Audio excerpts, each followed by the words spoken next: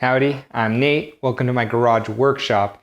In this video, I'm going to be making a straight edge cutting jig for the table saw.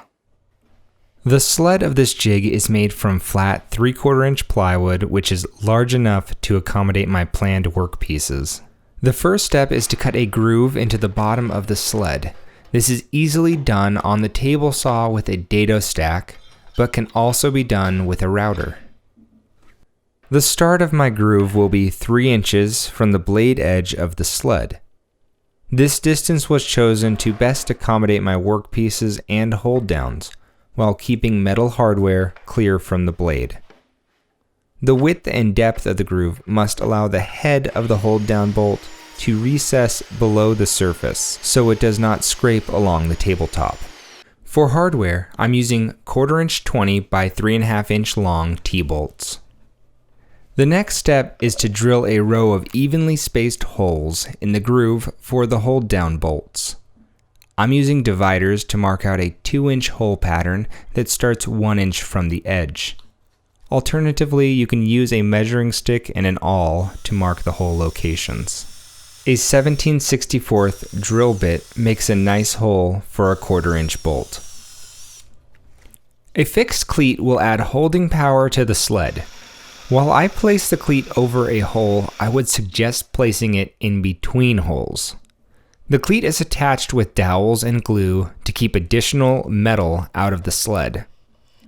The cleat is not necessarily built to help produce perfect right angles, but using a speed square will get it close to perfect, and workpieces can be fully trued with a tool or sled made for that specific purpose. I'm going to build my hold downs out of 2x2 pine. I would suggest using a hardwood if you have the means. The hold down is 6 inches long with a shallow curved cutout that starts and ends 1/8 of an inch from the ends. The workpiece is intentionally left long to have a safe place to hold while cutting the curve. I use my bandsaw to cut the curve, however similar results can be had with a jigsaw or coping saw.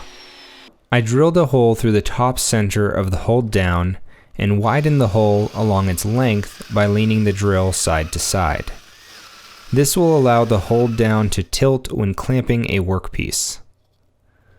To mount the hold down, simply insert the bolt into a hole in the groove.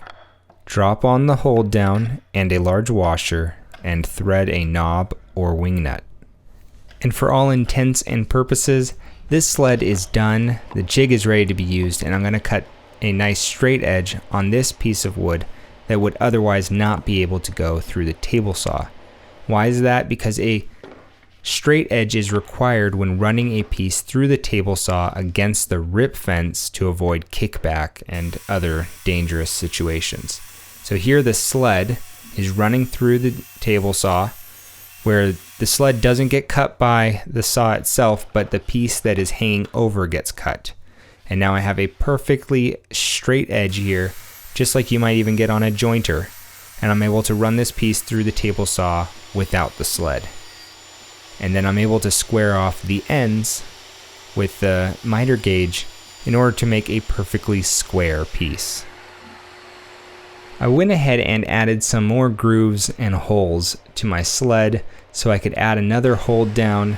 I wanted to be able to hold pieces of wood at different angles. This can help make tapers or geometric shapes like octagons and triangles. These pieces of wood would otherwise not be able to go through the table saw on the rip fence.